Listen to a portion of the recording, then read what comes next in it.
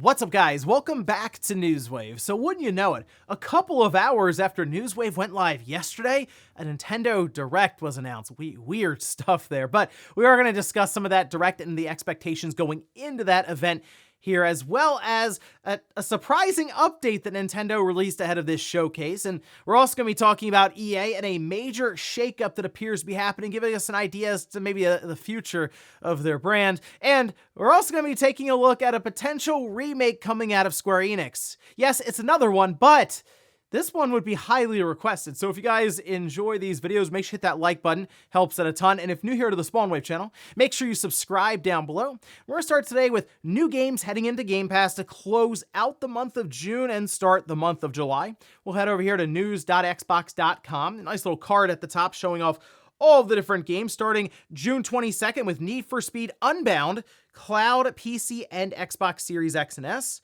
And then we have The Bookwalker, console and PC. Moving up to June 27th, Bramble the Mountain King, cloud, console, and PC, as well as Fist Forged in Shadow Torch, cloud, PC, and Xbox Series X and S. Moving to June 29th, Story of Seasons, Friends of Mineral Town, console and PC.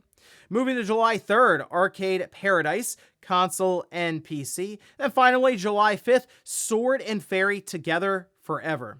The two games I would definitely recommend here, though, would be Need for Speed Unbound. I think it's actually a pretty good entry in the Need for Speed series, but I understand many people kind of skipped it and waiting maybe for a sale or something, but going into Xbox Game Pass Ultimate through EA Play, there you go, you can check it out. And the other one is Fist Forged in Shadow Torch, a 2D Metroidvania style game that kind of focuses on the idea of having like melee combos and stuff.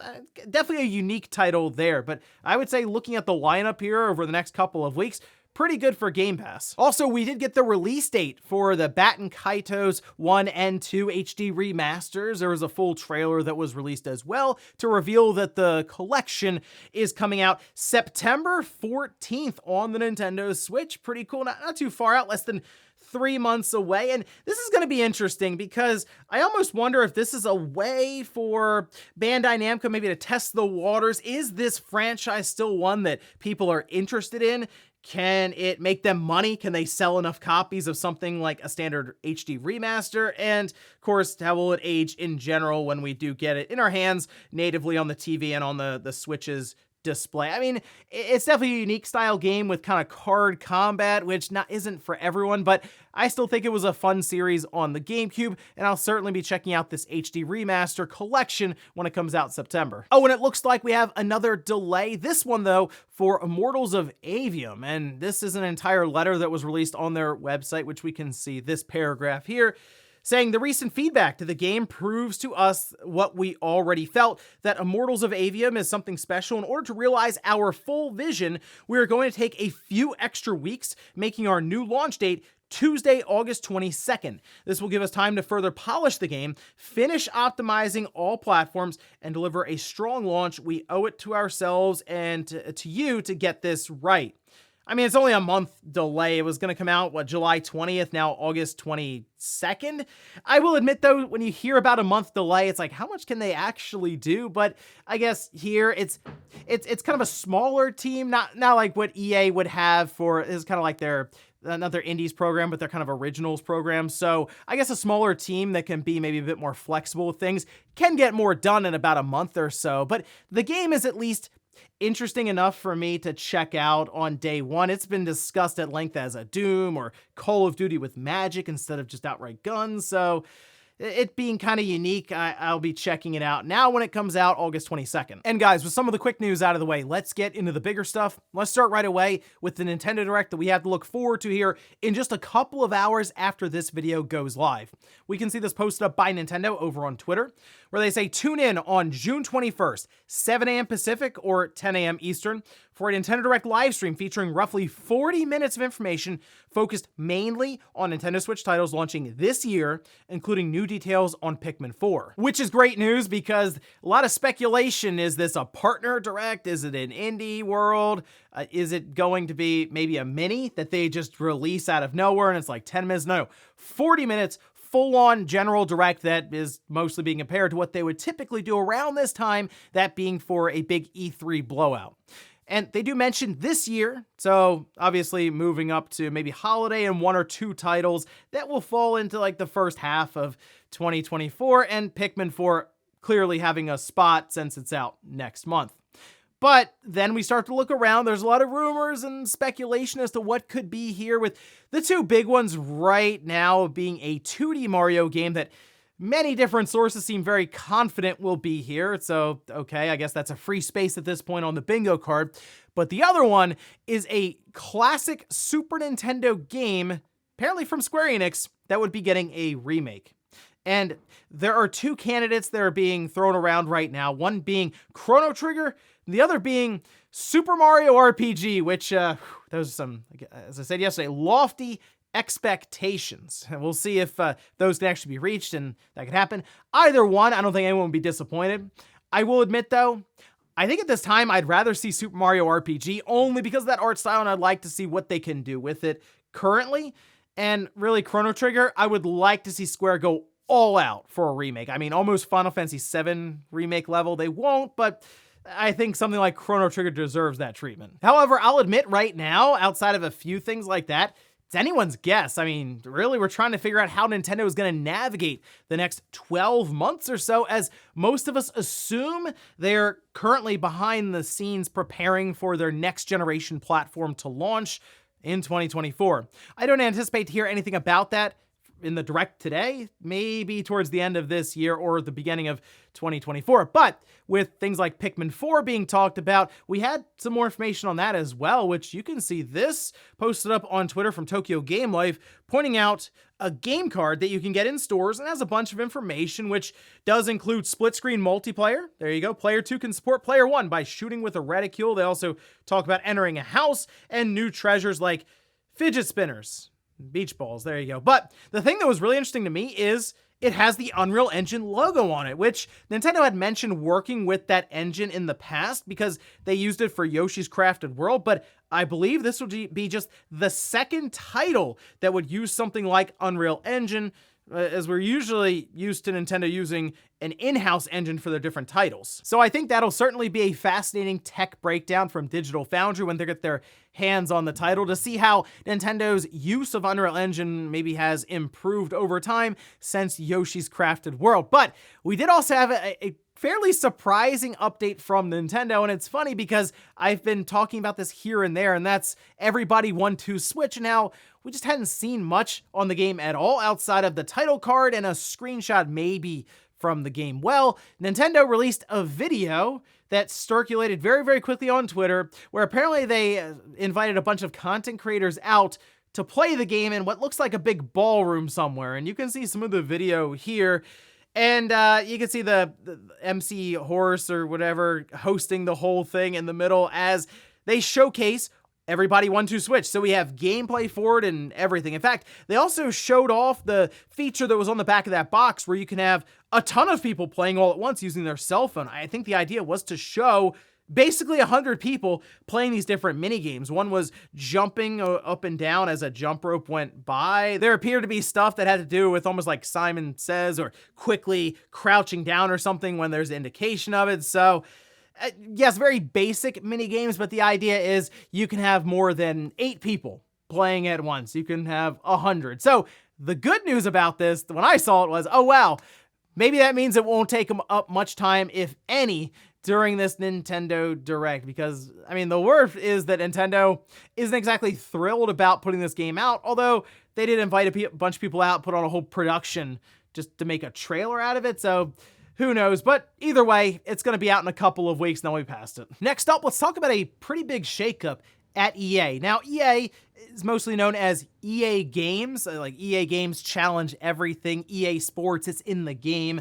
Well, it appears maybe they want to venture further out beyond those confining walls of just video games, because now they are splitting things up to where basically they're going to have EA Entertainment and EA Sports. Now, we can see this posted up on IGN, who kind of did the breakdown as to how this split is working exactly.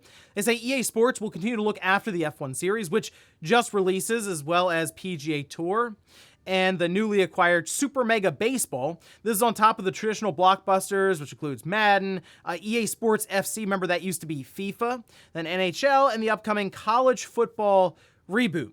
EA Entertainment will encompass Respawn, DICE, Ripple Effect, Ridgeline Games, that's Battlefield, Full Circle, which is Skate, Motive Studio, Iron Man, EA's Seattle studio, BioWare, and the EA Originals label. EA also includes numerous mobile games, including Star Wars Galaxy of Heroes and the recently released Lord of the Rings Heroes of Middle-earth. So what is this all about exactly? Well, rather than have everything under EA Games as one big umbrella, splitting this off, it makes sense for EA Sports considering that's all EA Sports does, are just these different sports titles. But for EA Entertainment, they may be looking outside of just games and using their intellectual properties for movies or TV series. Think about something like Dragon Age, Mass Effect, etc.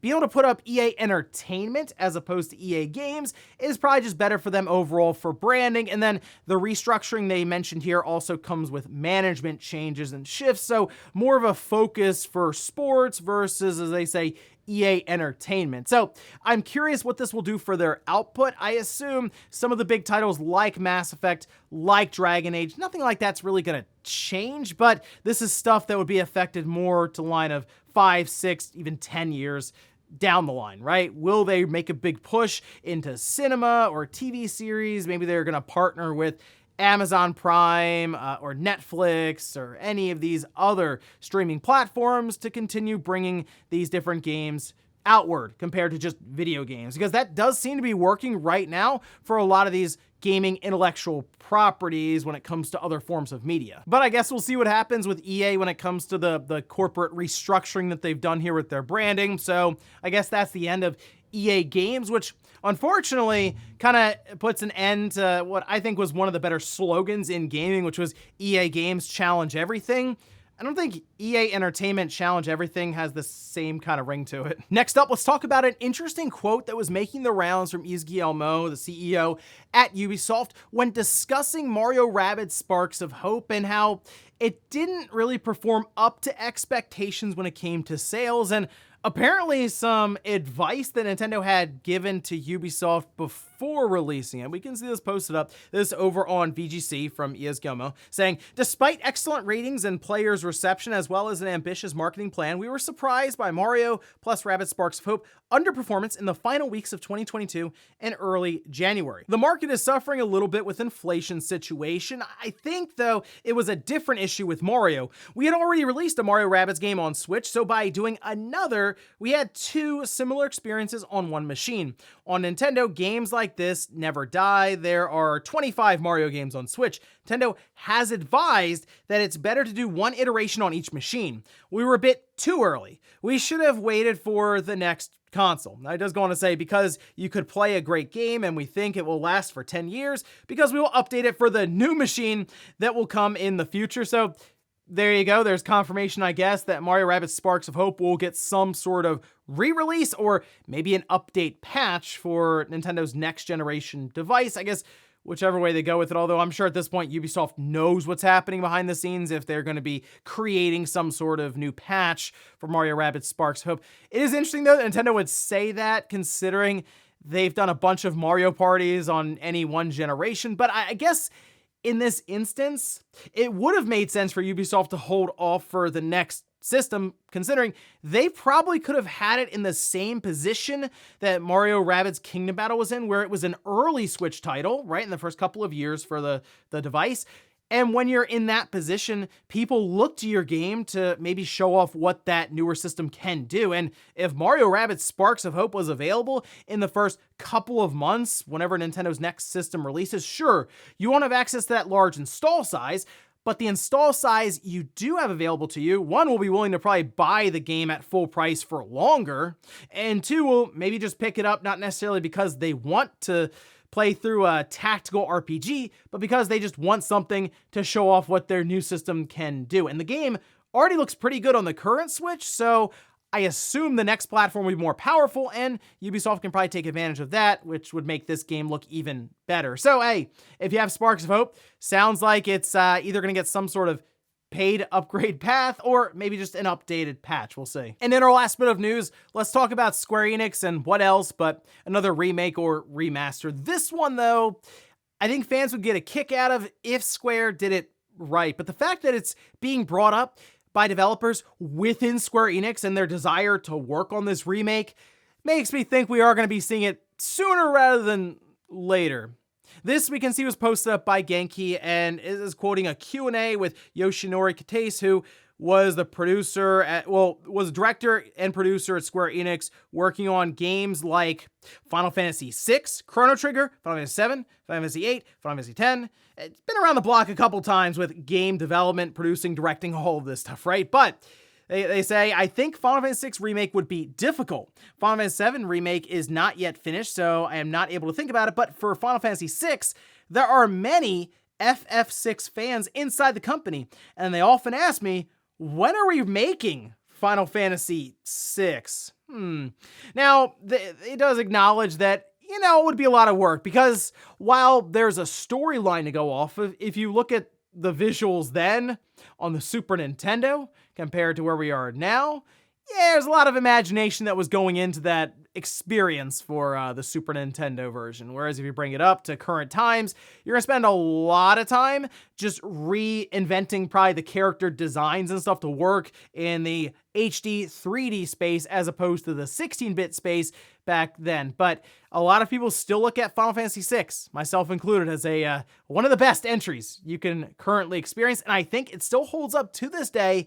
But I also understand that the younger generation doesn't look at the 16-bit visuals like many of us older people do, and they'll just pass on it, which is unfortunate because it is like a top-tier RPG. So it's one more people should experience, and maybe that would help, right? Have them fully remake it. The fact, though, that many people within, apparently, Square are interested in doing so makes me think that could maybe jump to the front of the line, or who knows, we'll see, because we're hearing about Final Fantasy IX coming up, Final Fantasy X, then Final Fantasy VI. We're gonna wait that long for one of the best Final Fantasies to get a remake? I don't know, we'll see. But the fact, again, that people within Square are interested and eager to remake it gives me confidence that we will eventually see it. And before we go to the comment of the day, we're gonna take a look at the poll that I posted up yesterday, where I ask, is it finally time for Metroid Prime 4 to make an appearance during the upcoming Direct? 60% say yes, 40% say no. It's got to be time eventually, right? It's been a while. I mean, was it beginning of 2019 or something that they said that they were rebooting the entire development process for it? We're coming up on the end of the Switch generation. Let's see what Retro's been working on. Even if it's not coming out this year, you show us Metroid Prime 4 to close out the show and put the year 2024 up. I think people will be absolutely thrilled with that. And we saw what happened with Metroid Prime Remastered. A ton of excitement there. I'm expecting to hear about Metroid Prime 2 and 3 and their remasters, and then lead right into Metroid Prime 4 to close out the show. Come on, Nintendo. And we'll finish up with the comment of the day, as you're seeing here. This is from John, saying, the interesting thing about Metal Gear Solid 4 on the 360 is it makes me think of Revengeance, which ran really well on the 360, and of course is the only way you can still play the game currently on modern consoles. Yeah, back then, a lot of third-party games, almost every one of them actually, ran better on the 360 than it did on the PS3, and we're still seeing effects of that to this day, where games from that generation are just backwards compatible with the Xbox Series, and a lot of times you're seeing like the Xbox 360 version being tapped for remasters just to go back to for reference and stuff, and the PS3 was really, really rough to work on compared to that Xbox 360 version. And like I said, the unfortunate part is if Metal Gear Solid 4 had just released multi-platform PS3 and 360, we'd probably be playing Metal Gear Solid 4 right now on our Xbox Series. In fact, you'd probably just need one disc, because Lost Odyssey, the way that works on the series is you pop disc 1 in and just downloads the entirety of the game to your Xbox Series. So very unfortunate stuff, but I guess somewhere out there's an alternate universe where you can play Metal Gear Solid 4 right now on your Xbox Series. And ladies and gentlemen, that's going to do it here for Newswave. If you enjoyed this video, guys, hit that like button. If not, hit the dislike. Leave comments down below about everything we talked about here today. Where's the Nintendo Direct coming up in a couple of hours? Leave your last minute predictions down below, or the big shakeup that's happening at EA. What do you think this means for them going forward? And then, are you someone who would like to see Square Enix go back and do a remake of Final Fantasy VI? And then, do you think they'll do it correctly? Thanks guys for watching, and I'll see you next time.